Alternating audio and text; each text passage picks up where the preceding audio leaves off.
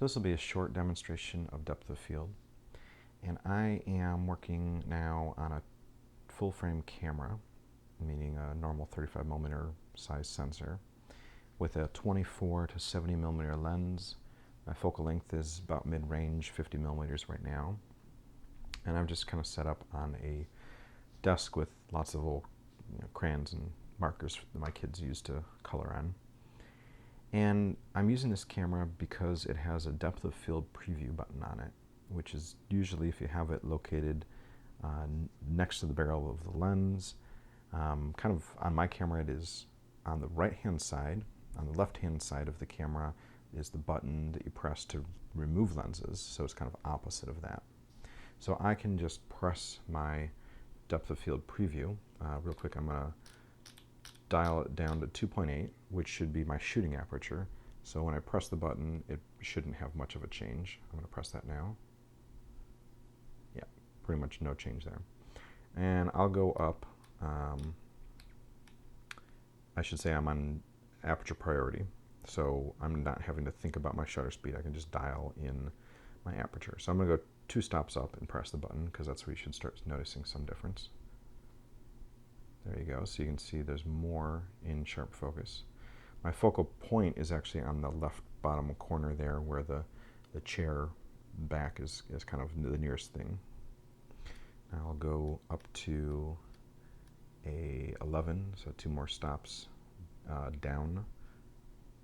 And you can see there's more in focus. And I'll keep going. Here's a 22. And actually 22 is the furthest that my camera goes at this focal length. So I think you can tell pretty clearly there that the range of what is in focus is changing. For maybe better illustrative purposes, I'm going to zoom in on something maybe a third to a half of the way into the frame. I'm going to zoom in while I do this. So this little box is my focal point. I'm going to press zoom in order to see exactly what I'm focusing on. And I've got it on manual focus because it should make this a little bit easier to get without it zooming back and forth in and out. All right, so you can see that that bowl has got some Cheerios in it. And now I'll zoom one more, it'll go even further if I need it. And then one more and it'll go all the way out. So now you can see that the close end of the chair is out of focus, and the far corner of the table, this plastic bin, is out of focus, and pretty much the window behind it is as well. So when I press that depth of field preview button, and again I'm on 22, you're going to see all those things come in pretty nice sharp focus. So your main thing that changes your depth of field is going to be your aperture, but the other 2 things are going to be your camera to subject distance and your zoom, your focal length. So to illustrate this better, I think I'm going to get a little bit closer. Let me drop my camera down a little bit.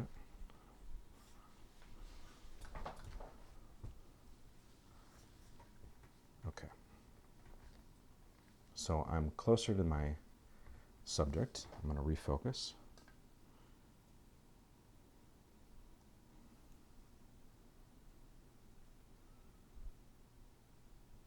There you go. You can see some.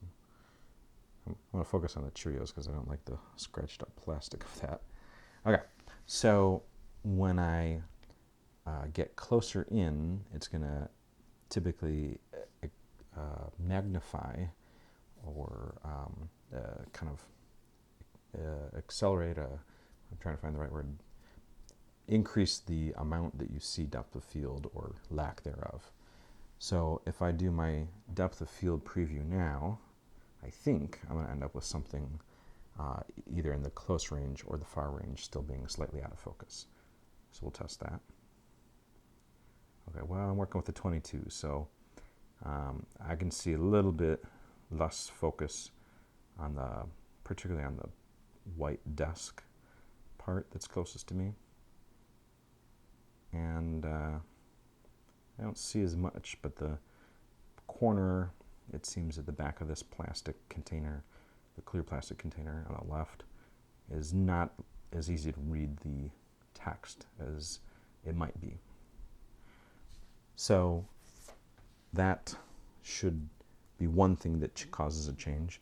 The other thing is that if I zoom wider,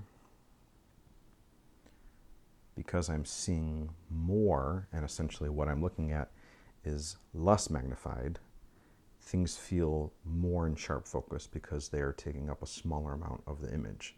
I hope that makes sense. And then if I zoom in,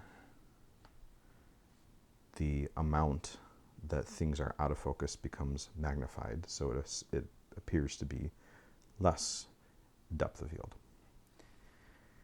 And I hope that that gives you a good idea of those three things.